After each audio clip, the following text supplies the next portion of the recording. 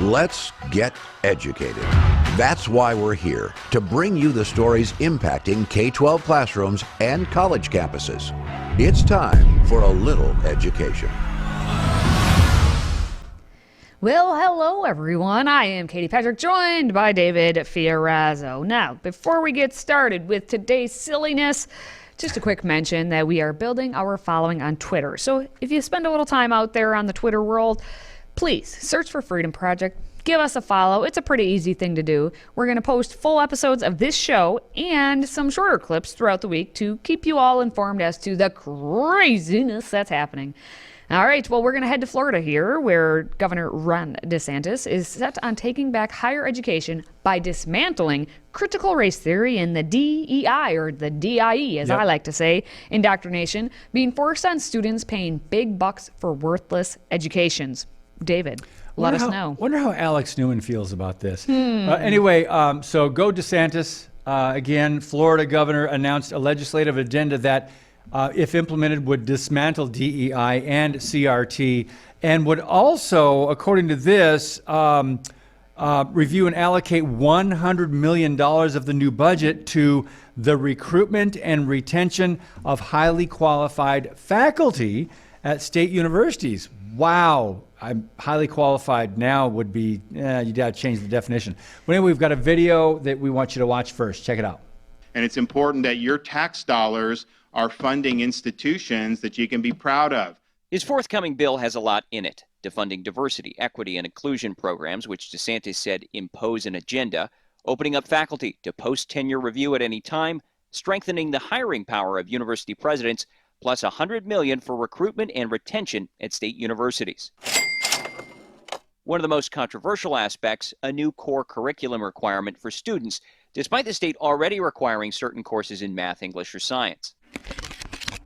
The governor's plan, he said, will be, quote, rooted in the values of liberty and Western tradition. We don't want students to go through at taxpayer expense and graduate with a degree in zombie studies. With a friendly GOP supermajority in the legislature, the governor's likely to get a lot of what he wants. High-ranking Republicans have already backed the idea and concept. So to take a look at the higher education system and make sure that what we're doing isn't harming folks inadvertently, why is that wrong? But DeSantis will face stiff opposition from faculty unions.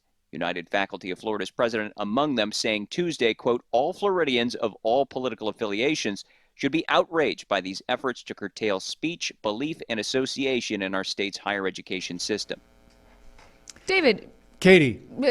Haven't we been saying these things like we're trying to make it so it's free speech, we're trying to make it so we're actually educating? So I don't think of all political affiliations should be mad. I think just those who currently are seeking to not educate and to not allow free speech unless it's of the narrative they want. What? Why can't we just have all free speech, which is what they're trying to do? That's a good question. I think it really goes to the deeper understanding of what the education system is and what it does. What it is, we could debate, but what it does is produce social justice activists who are leftists, environmentalists, 96.379% Democrats, and people that are all affiliated with the LGBTQ, BLM, and everything else. So that's what it does. It produces this. So in order to produce these kinds of people coming out of high school, you've got to adjust the curriculum. You've got to affect what teachers are actually saying and what they're doing to teach. So how would you describe what they're doing in education? Because how are they offended? Because I've heard that, I'm going, boy, it's a shame that it got to that point where a governor has to step in and say, wait a minute, we've got to get back to truly educating. And that's what we've been talking about on this program. Yeah, and what's so fascinating to me about this story and these stories moving forward, now as we've been witness to these past several years, Ron DeSantis and Florida are basically the honing beacon for what could be the United States, what the United States used to be and what we could get back to. Especially when it comes to education, Ron DeSantis has been very proactive on trying to get back to an education system that actually taught students basically how to think and not just plugging their heads all this indoctrinated nonsense and putting sexualization in every piece of every classroom, Yeah. and doing all this BLM and social justice warrior nonsense in every single class, in math class, in health class, in gym class, and everything. And so now he's doing that at the K-12 level. With most recently, he's been in the news with the advanced placement course for the African American Studies, which he said, no, we're not doing that. And then the College Board came back and was like, well, we're going to adjust it and take out this queer feminization and all this nonsense that was in this AP African American Studies course. Basically, Ron DeSantis and his team caught them red-handed trying to put this nonsense in. Jeez. And so they're going to kind of backtrack.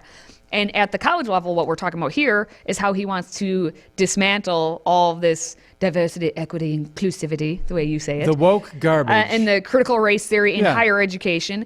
And actually make it, what I enjoy is that he's calling to the carpet the faculty as well. Post-tenure review. Oh, my No, goodness. you're meaning that once you get tenure, you can't just, Do whatever you want. do whatever you want, whenever you No want, accountability. however you want, indoctrination galore.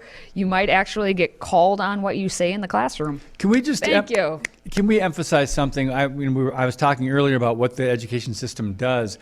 I am not advocating for an education system that would favor conservative principles and values and that would just produce Republicans. Correct. I don't want to do that. I don't either. We just want to teach both sides, both views. Let the children decide. Let them think through. Give them the information. Give them the facts.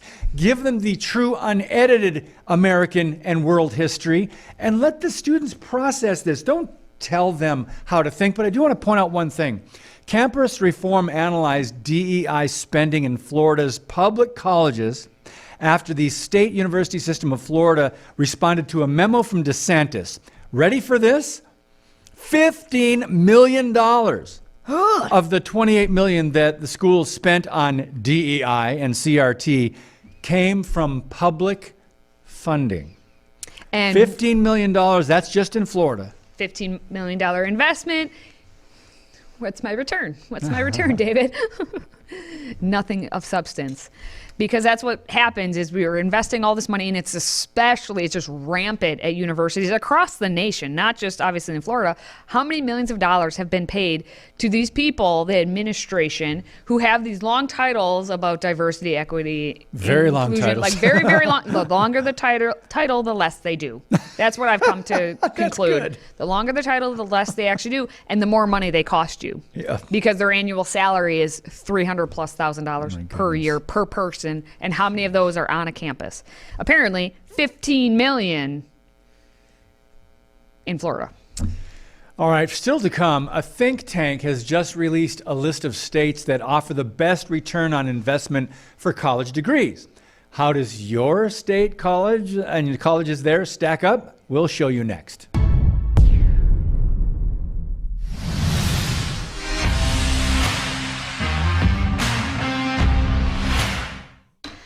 Well, speaking of return on investment, what Florida was doing, what's happening all across the nation?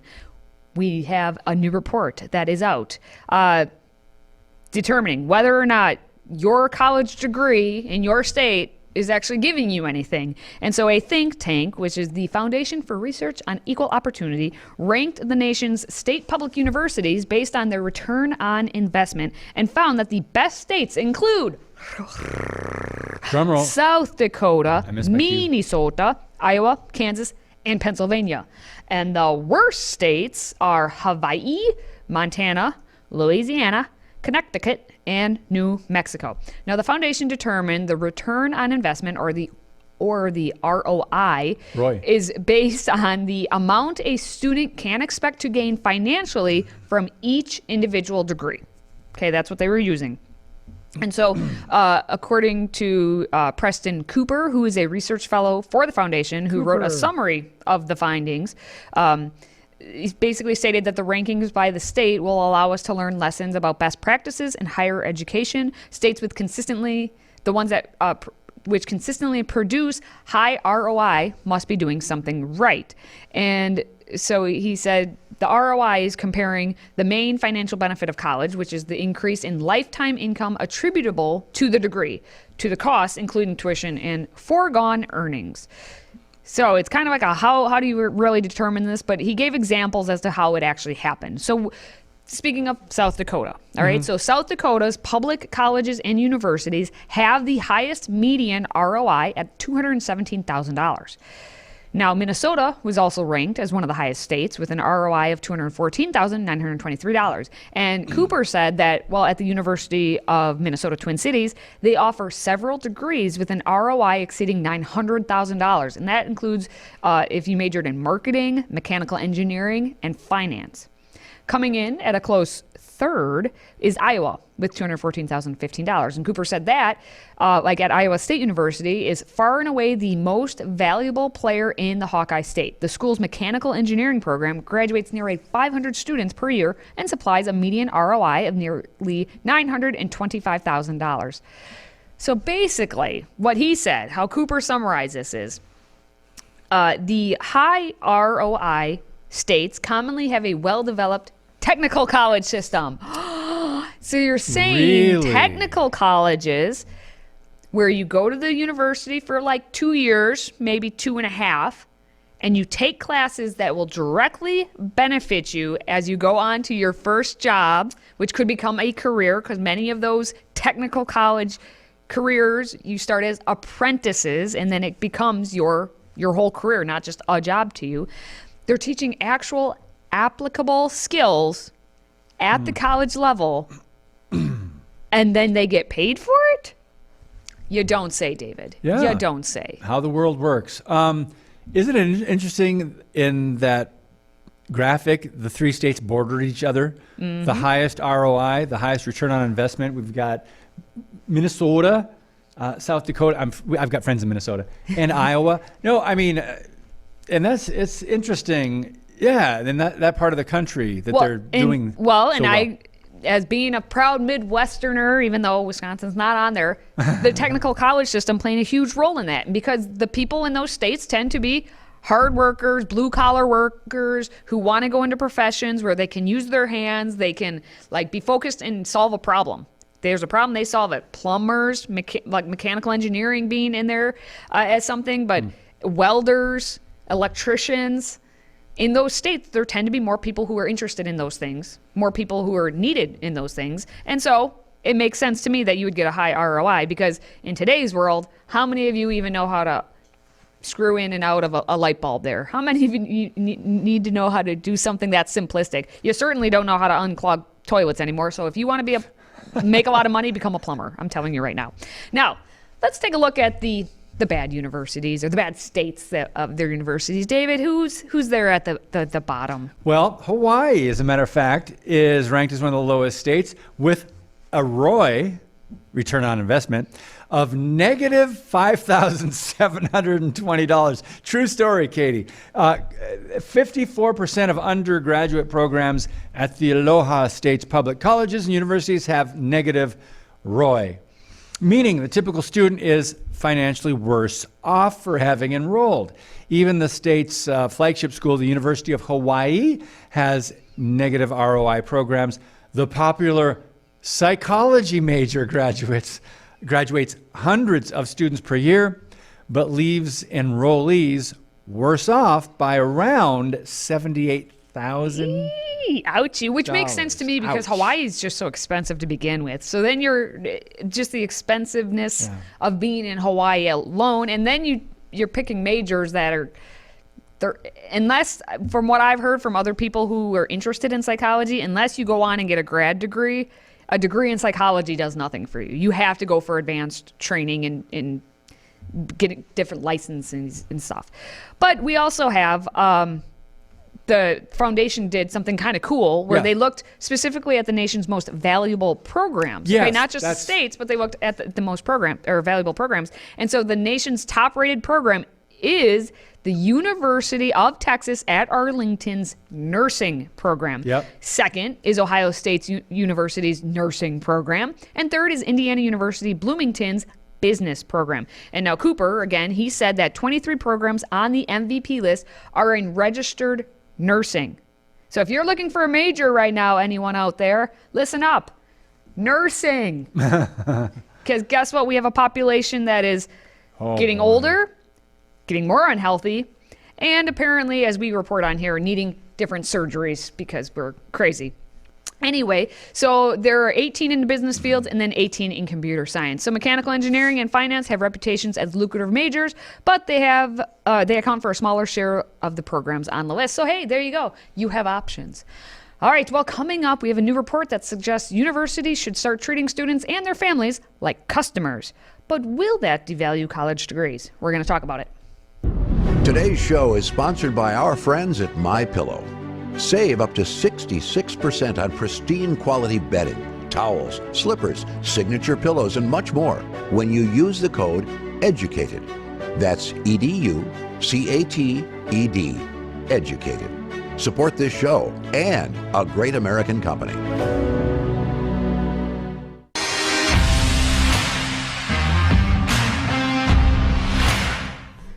Now, here's an interesting assessment. Universities should treat students like customers. Thoughts, anyone? What? Well, a report from Qualtrics suggested that because higher education is a commodity that universities should treat students and their families like customers.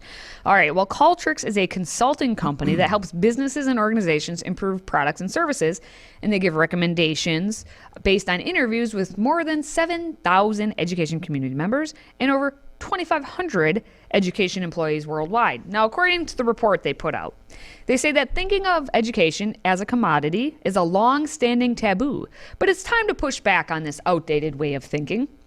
The cost of education is continuing to rise, and student and family expectations for educational institutions are growing. And so Qualtrics, I guess, recommends that universities build trust with equity-driven, oh no, David, equity-driven decisions for greater impact and put community members first to improve satisfaction. Now, Qualtrics cited a study which claimed that students of color, Black, Latino, multiracial, and another race or ethnicity, exhibit substantially less trust in their college than white students, David. Oh, delightful. Surprise. These findings here. I did not see it coming. Now, putting the stakeholders or community members first, Qualtrics says puts them at the center of institutional decision making. Is that what we want? We want all the students and the family members to be at the center for all of the decisions that are made. I mean, at that particular school, institutional decision yes, making? at the college level, just at everywhere. As you can imagine, critics say some things about taking this approach. Some of them say that the value of higher education defies market logic and treating students like customers undermines its values. I'm going to go ahead and say I'm a critic, and I agree with that assessment. We've already seen the demise of the college degree, of your education, by putting all the feelings of the students first. We've had university after university where students demand, students protest at the head of the college's house or in their office and do a sit-in because they demand this, that, or otherwise. We demand no grades. We demand that we get holiday breaks. We demand mental health, this, that, or other thing. Extra ice cream choices in the cafeteria. They demand extra ice cream choices in the cafeteria. That one we have had, yes. I do demand more coffee. Everyone deserves that. But anyway. I demand an extended pumpkin spice season. Ooh, you do. And together we will make the world a better place. But we did have a specific critique that is from someone we've talked about before on the show, Campus Reform Higher Education Fellow Nicholas Giordano. He's also a professor of political science who we've reported on before when he is the one who gives a survey to his students at the beginning of the year, and then he changed out what was in, I think it was the Declaration of Independence, and he put in what Russia had. Was it the Constitution? Or was the it Russian the Constitution? Yeah, it was actually the Russian, something like that, if I remember correctly. And the students didn't know because they're not educated. So he says, gosh, Oh, that's He right. says of the current system, he says, I look at it as a result of the entitlement culture that we've built in the United States, from the customer is always right attitude. If the college capitulates and gives everyone an A, because they're talking about grade inflation as well, like we have insane amount of grade inflation at the college level. He says, what does it say about all those college degrees to the corporations when these people graduate and want to get jobs? Harvard, they've done a study over the past, I don't know if it was a decade now, but Harvard. overall, Harvard, the grade point average of the students has increased by like 0.39. So if you're on like a 4.0 scale, and the average used to be 3.0, now everyone on average is getting a 3.39, which is actually a huge bump because we don't have kids getting any smarter. That we're not graduating kids with better brains. Right. We're graduating kids who have argued that grades shouldn't matter and everyone should get an A. How dare you give me anything lower than that perfect A+. Grades shouldn't matter. They need participation trophies and recognition yes. just for showing up to class. That should be enough. You know, and they shouldn't have to show up for just That's right. enrolling, and they shouldn't have to enroll. Oh, I could go down a rabbit hole. But anyway, I have other things to talk about. We have greater concern here because we've got our latest Babylon Bee headlines coming up. If you have a smartphone, tablet, Roku, or Apple TV, consider downloading the Freedom Project Media app.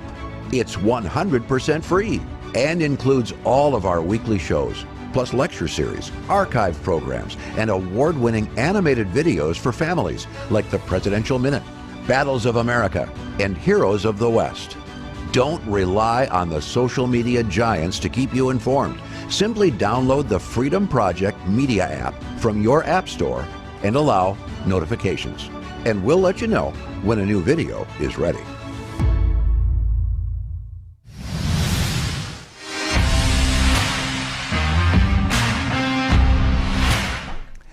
All right, before we wrap this show up for the day, let's take a look at everyone's favorite satire site, the Babylon Bee. Here are this week's top 5 Babylon Bee headlines. Well, as always, we've picked our favorite headlines and will now decide which one should be named Queen of the Hive. We start with Miracle! Biden ends same COVID pandemic for the third time. Next, Progressive really wants communism, but is worried there won't be gluten-free bread lines. Next, Payday Loan Center sets up shop in egg aisle. Next, rookie trans woman picks the one sport where biological women actually had or have an advantage. And finally, new Netflix series on the Tyree Nichols beating to feature white officers. Katie? Ooh. Your top pick. Ooh, I will say that last one stung, but it wasn't my pick. Ugh, tough one for me this week because I reported on the not lovely, Finland ice skater who, it is true, women actually do have an advantage when it comes to ice skating, but they do have an advantage in gymnastics just based on the simple fact that women have different events than the men do have events. Okay. So that one's interesting. But the egg one, I think, hits home for all of us, except me because my daughter has an allergy to eggs, so I haven't had to purchase them. But for everyone else in the world, the Payday Loan Center setup shop in the egg aisle is, man, eggs are expensive, right? And by the way, no coincidence, some of these food processing plants that are going up in flames and some of the killing off, tens of thousands of chickens because of the bird flu or whatever. And then you see this affecting egg prices. You can't help but connect a few dots and ask the question, is this on purpose? Is some of this by design? And we're just talking about egg prices going up. But anyway, my favorite was the Biden ends the same COVID pandemic for the third time. But it's not over yet, David. It's not over He's yet. announced it will be over That's because he looked into his crystal ball And saw a it dark will winter. be. It's not over right now, though. Do you feel panicked right now? No. Because you should be, because we're still in it. Oh, I should. We're still in panic mode. I've been watching the news a Not lot. Should I until- be scared? Yes, Okay. not until May is it actually over. So. Oh, okay, so I Okay. got a couple more months to be. All right, that's going to wrap it up for our top headlines of the week. More satire next time, right, Katie? Oh, You betcha. All right. Well, if you are a fan of our show, please do the thing you do by Please. liking, commenting, and sharing this if you're watching us on social media. And for David and myself, thank you for watching, thank you for listening, and thank you for supporting this show. Until next time, stay educated.